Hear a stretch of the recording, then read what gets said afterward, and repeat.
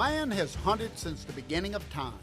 What began with crude weapons and animal images scrawled on cave walls has developed into a multi-million-dollar industry. From the Tilton Hiltons to the mansions in the marsh, we hunt and we cook. Everything from rabbits and raccoons to deer and ducks, while learning about the passion of sportsmen through the ages. Man's love affair with hunting is really not about the kill, but how to prepare a sumptuous wild game banquet after the hunt. Now get that camouflage apron and join me, Chef John Folse, for another Taste of Louisiana. Funding for After the Hunt with Chef John Folse is brought to you by the Baton Rouge Area Convention and Visitors Bureau. Day is dawning on the Mississippi River and the sun is shining on Baton Rouge. Attractions, shopping, food, and Southern hospitality you know and love. Go BR and go brighter. And the Foundation for Excellence in Louisiana Public Broadcasting. Our mission is to tell Louisiana's story to the world.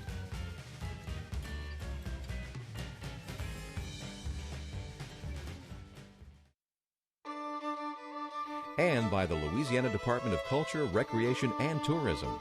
Vacation planning guides are available at louisianatravel.com. You wait all year for your vacation. Don't sleep through it.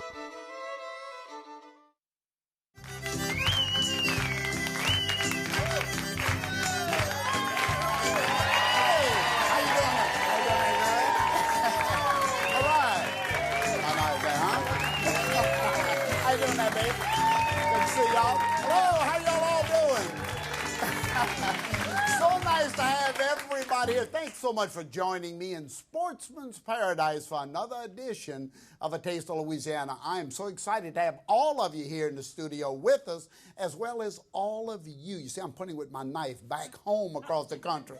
I'd like to introduce our kitchen musicians. We've been enjoying them here. Miss Vidrine and Sheila Kelley. Thank y'all so very much, huh? Just great.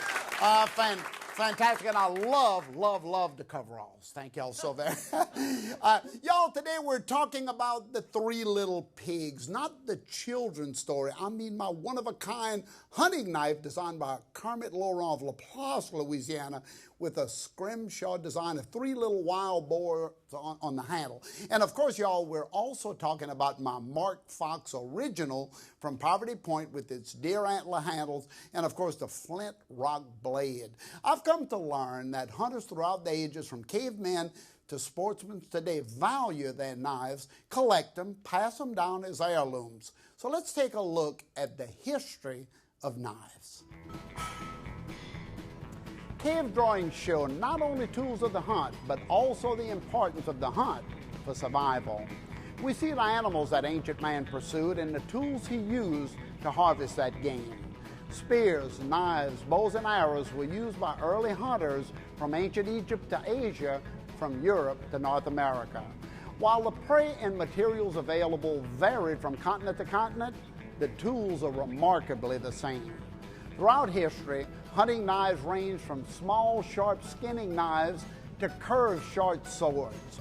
Early hunting depictions from all cultures show hunters with knives and swords strapped to their waists. Sometimes it's difficult to tell whether the hunters throughout history were carrying short swords or long knives, but one thing was certain: knives were everywhere, much like the Bowie knife became an everyday tool for the American sportsman.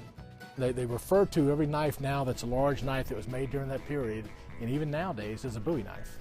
Jim Bowie, namesake of the famous knife, was a native of Kentucky but spent most of his life right here in Louisiana. Bowie had a fiery temper and was given a knife by his brother for protection. The Bowie knife had a 9¼ inch long blade that was 1.5 inches wide. The classic Bowie knife has a clip point like this, but knives can be made with a coffin handle. They could have a stag rounded handle. It just depends on what the maker's delight was when they made the knife. Many of the originals were made right here in Louisiana and in neighboring Mississippi, Texas, and Arkansas. Daniel Searles was a famous gun and knife maker that was here in Baton Rouge that made knives and guns for prominent citizens, including Reason Bowie. And Reason Bowie presented one to Colonel Fowler that's in the Alamo. In the 1800s, there were some fine knife makers listed in New Orleans and Baton Rouge, and there still are a few who are hand forging and embellishing what could be considered heirloom knives. Nathan Logsdon is one of those artisans. We didn't start making paring knives until about 150 years ago. Up until then, everything was a larger knife because the tasks that we had to do were larger. And you needed one knife that would fill several tasks. The traditional method of making steel was to layer multiple layers of iron ore with a layer of charcoal. And Damascus steel was probably the first steel ever made. The swords are renowned for their legendary sharpness and strength. Though the carbon steel blade rusts easily without proper maintenance, the sharp edge makes it well worth the extra effort. From ancient times to today, quality knives are one of the hunter's most important possessions. All right. Here's the three little pigs I was talking about. I know you got a good shot of that a minute ago with the Damascus steel. Just really a beautiful knife and a great collectible, especially with that scrimshaw handle on it. Y'all, it's so nice to have everybody in the kitchen with me today. I have some great folks sitting right here at the kitchen counter I want to introduce. First of all, Michael Sanders, the great knife maker who's done a couple of great knives for me. Thank you so much. And Nathan Logsdon over here, you were just, what a great job you did. You've done that before, huh? A little bit. And then I have Dennis LeBatt, and I have David Griffin right next to him from Poverty Point, huh? Poverty Point. Yeah, give him a big hand. These guys are all great friends, and that's how they get to sit at the counter. They don't pay for this. I mean, they don't actually pay for this. Okay, y'all, one of the things we're talking about today before we start getting on knives, we want to talk about wild game and some of the underutilized cuts. It seems to me that as I go to hunting camps, I hear more and more of you talking about taking a whole deer and, well, I don't really like the taste of wild game. I don't like this. I don't like that. I'll grind it all into sausage, and that's not a good thing, especially when you have all these cuts of meat that are so wonderful for braising and cooking. And I know the first thing you're probably thinking about as I'm talking here is the leg of the deer, right? That's what you were thinking about? Oh, yeah. Cooking deer legs, right? Huh? Is that right? Anybody ever cook venison shanks, huh? Yeah? What? So this is our first time together. Yes. You never forget your first time. So this is it right here, okay? All right, right here, y'all. So what I'm going to do, I'm going to take the beautiful shanks because these are the four shanks, the front legs of the animal. And you want to, look, I just want you to take a good look at that. Look at the meat around that marrow bone right there. It's really wonderful. And what I'm going to do is just season them as you always have to do. A game requires a fair amount of seasoning. I'm not talking about a lot of spice. I'm just talking about nice garlic and salt and pepper on each side. Rub it really nicely. And even in the flour right here next to it, I've just put a little flour on it because that's going to create the roux, the thickening in the pot right here. So I'm going to go ahead and I'm going to start seasoning this and frying it. And Michael, I want to ask you just a quick question here about knives. How did you first get into making the beautiful knives you make? Well, the first knife I ever made was in the school shop back when you could do such a thing. Oh, nowadays you couldn't do it. Oh, no. What? Cops, get them in. Get them in. But that was in the days when every guy that went to school had his pocket knife in his pocket. Yeah. It wasn't no big deal, you know. But times have changed. Yeah, no, so you could do that in workshop back then. Oh, yeah, back then. in the days we could do what we wanted in the shop. Now, tell me about that beautiful Bowie knife that you made for me right there. That's a great knife, huh? This one is made out of some of your olive wood that you cut. And y'all out of my olive, aren't you? Out of my... I dried it, stabilized it, and all that, and then the steel was made by a friend in North Alabama. Yeah, kind of hold that up a little bit so I can see. I want everybody to see it. Just get it where everybody can get a good shot of it, right? It's Damascus steel. Look, hey, look, you can turn it right. You can turn it right there. I want these guys to see it. See that guy right there? Look at that olive wood handle, y'all. And the sheath's also of olive wood with a little alligator trim. And it's a Searles buoy. Yeah, now that was made after the same style that Searles actually made here in Baton Rouge. That's exactly right. Right. The one at the Alamo is very similar. Now, what other type of knives do you make? I make hunting knives, folders, daggers, art knives of all nature. What about kitchen knives? I do them occasionally. Yeah. But kitchen knives are so personal. Every chef's got his own idea. You know, I want this to go here. I want the handle like this. That's right. And keep y'all hands off my kitchen knife. That's right. Don't touch them, okay? You gotta really be in tune with the chef to get what he wants, you know. Well, no, that's exactly right. And everybody who works with a chef in a kitchen knows you need to be in tune with the chef. That's right. Now, who collects knives? Well, hold on, before you answer that, y'all, look at my shanks down in here. You see how they're nice and beautifully brown? Now I'm gonna, oh yeah. Hey, bacon fat, y'all, for further flavor. Hey. All right, huh? Oh yeah.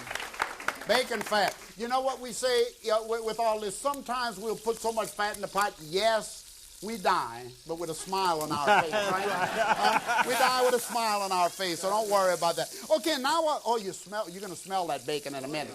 Okay, now into the pot, because this is going to be a braised. Now, on game meat like this, especially underutilized cuts or game in general, braising is a great technique because you're cooking it in aromatic vegetables with liquid, which kind of cooks over a long period of time to tenderize it. And don't ever ask me how to get the wild taste out. Go buy a pig, okay? Go buy a pig somewhere. That's God put the wild taste in. We want to keep it there, okay?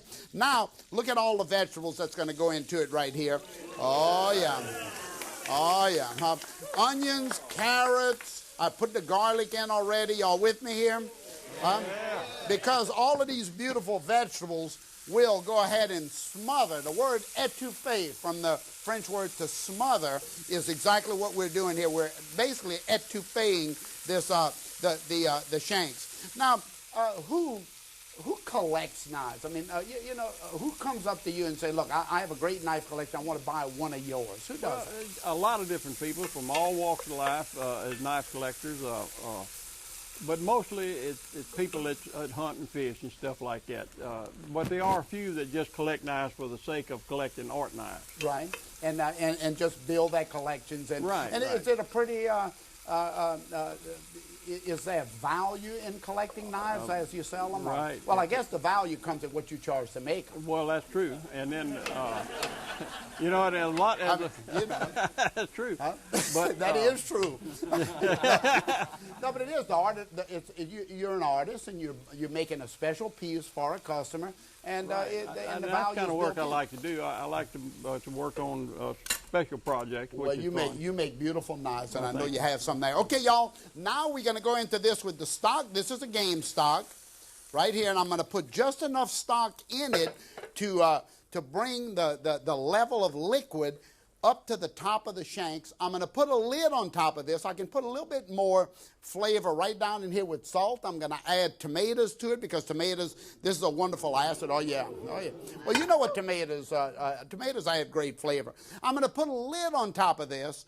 You can continue to pot roast it, which means you're going to do it on top of the stove, right? Everybody knows that? Pot roast on top of the stove? There's a lot of indecision in your voice here.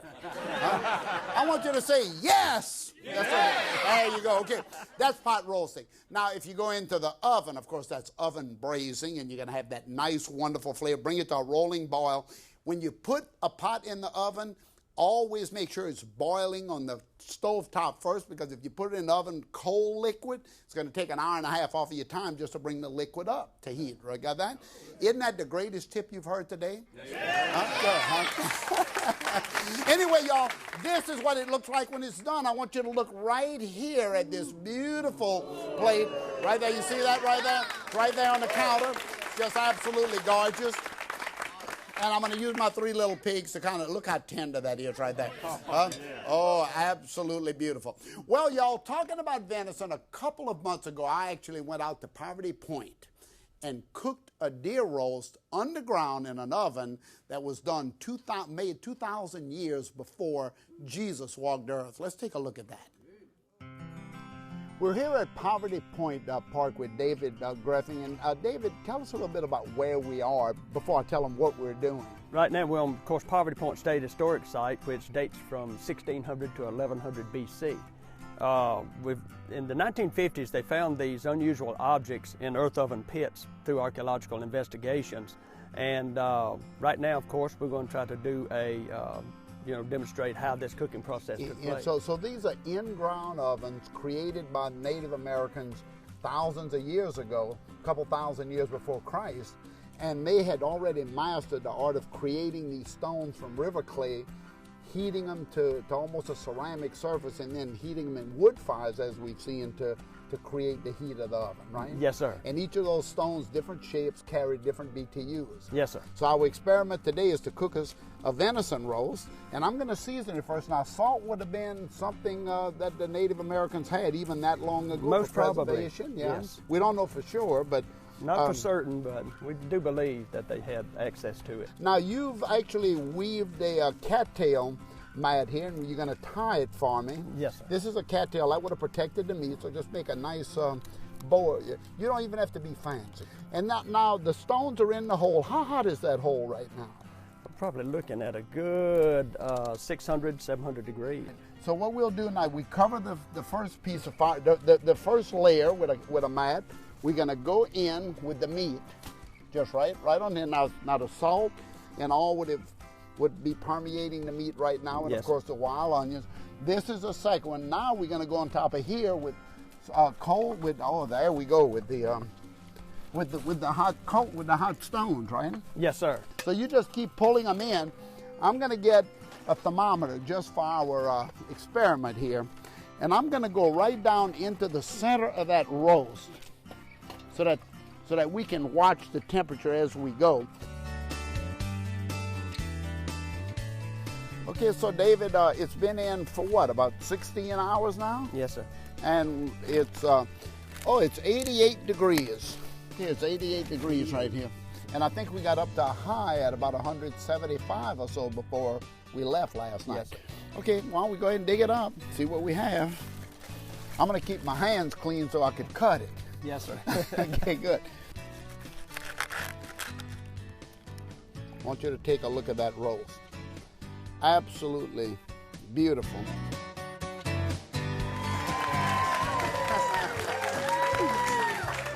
I want to know how many people have one of those in-ground ovens with poverty point stones in your backyard. Who has that?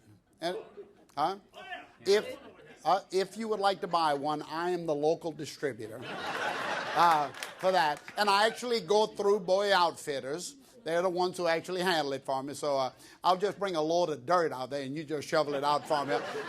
$300 a load of dirt and you just handle it. We'll split the profits. You know how it is. Same way we're doing with the chef jacket here.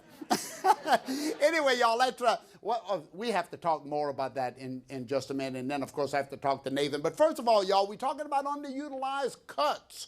And again, trying to get everybody to understand that the best meat is always the ones that you have to take a little bit more care cooking. Anybody can cook a filet mignon, right?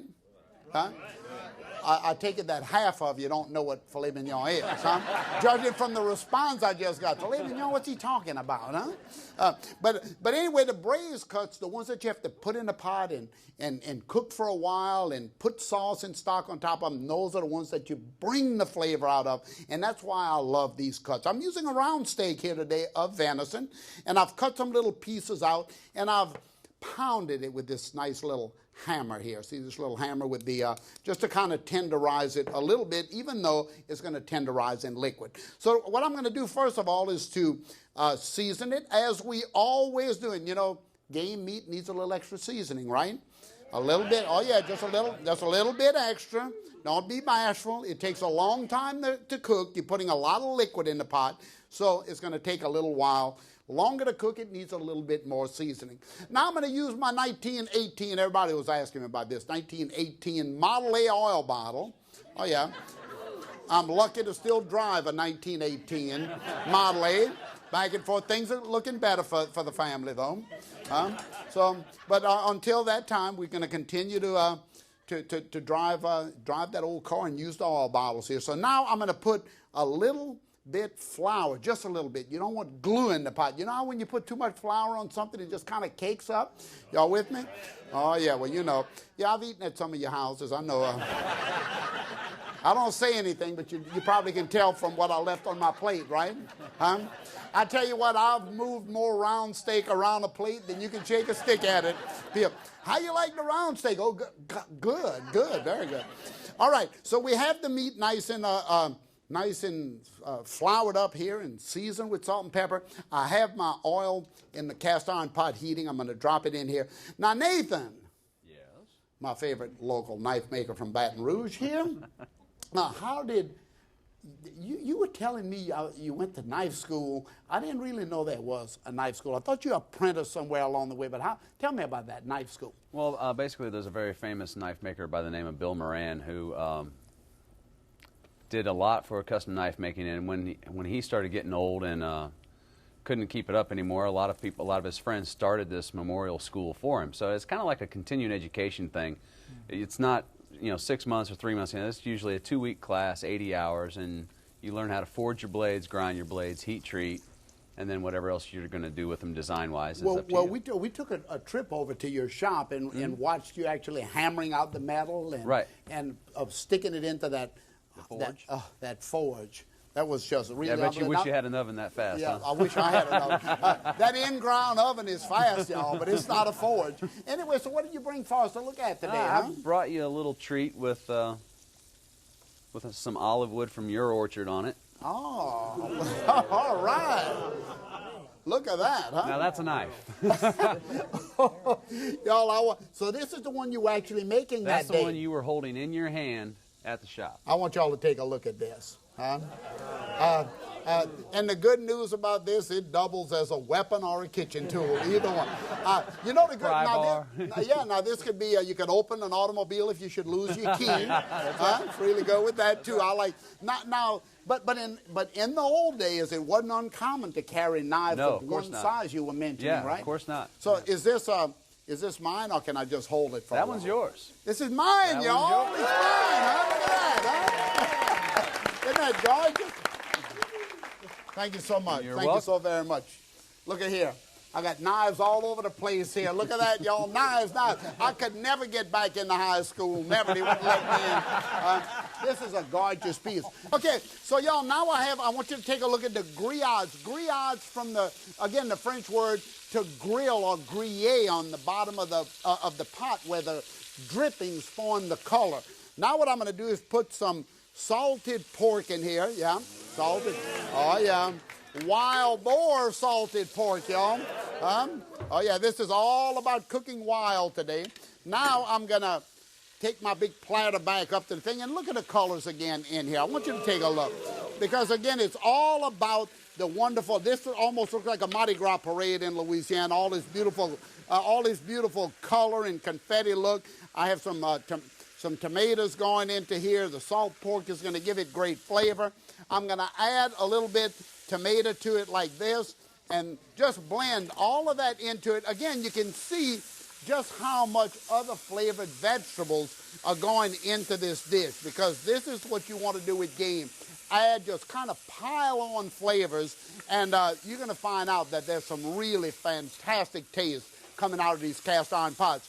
Now, I got to go to my buddies over here at Poverty Point, because y'all are always so Louisiana State Parks and all the great work you do to keep the vision alive for our history and our culture. Congratulations for all the great. Give State Parks a hand, y'all. So we have David. We have David and Dennis here. Now some of these tools were actually used in our cooking over there. Tell us what those are. Well, this is what we call a grubbing hoe, but Poverty Point people were not agricultural.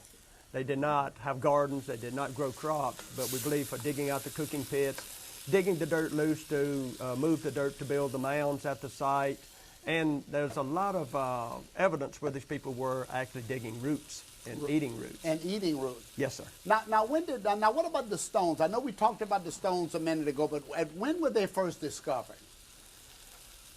Probably brought to the attention of archaeologists in the early 1950s. And was this a common practice of making stones and firing them in wood fires to then heat the ovens? Yes. In that period? Yes, sir. These people were well removed from natural stone sources.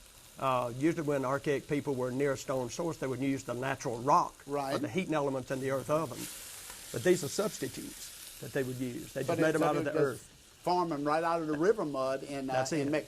What shocked me was the experiment that the three of us did together.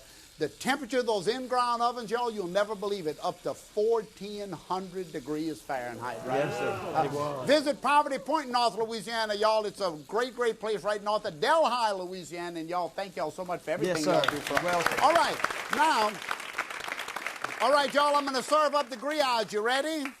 You ready? Huh? You know what I put them on, huh? Oh, let me get this out of my way here. I got more pot lids than you can shake a stick at. Okay, right here, look at the grits. I'm coming right onto my pot with grits. There it is, you see it? Stone ground grits. Stone ground, say it again. Stone ground grits. All right, now take a look at the grillades here. I'm going to go slow so you can see it. Look at the meat, look how tender that is. Oh, yeah. I know what you're saying yourself. I wish I was better friends with him. I know what you're saying. I know exactly what you're saying. You say, boy, I love him now. Okay, now I'm going to just kind of wipe the corner here. I'm going to put a little bit greens onto it like that, and I'm going to put it right down on the counter next to my knife makers, and y'all can just go ahead and fight over it. Grillades and grits using venison, everybody. I want to thank all of you for being here with us today. Thanks for my beautiful knives. Thanks for my beautiful knives. Y'all great. Y'all, somebody, hey, y'all, call these guys and get a knife. And go visit Poverty Point. And y'all, I want to just say thanks so much for joining us in the swamps of Louisiana. And remember that man's love affair with hunting is not about the kill, not about the skill. It's all about the fabulous feast after the hunt. So we're going to see you right here next time on A Taste of Louisiana. We're eating grillades, y'all.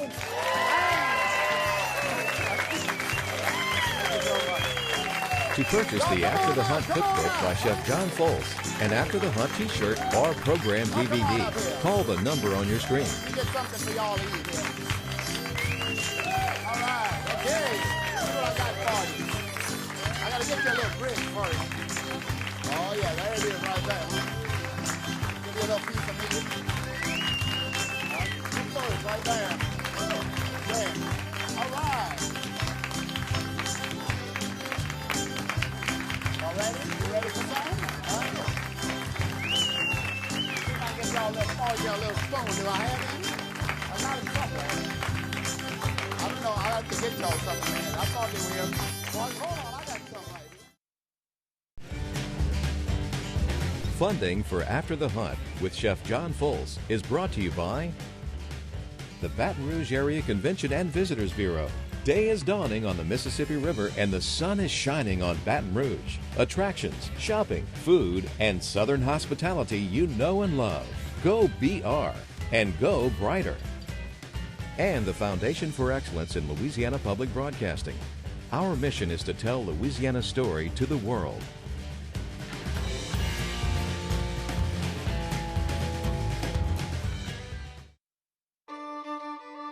And by the Louisiana Department of Culture, Recreation, and Tourism. Vacation planning guides are available at louisianatravel.com. You wait all year for your vacation. Don't sleep through it.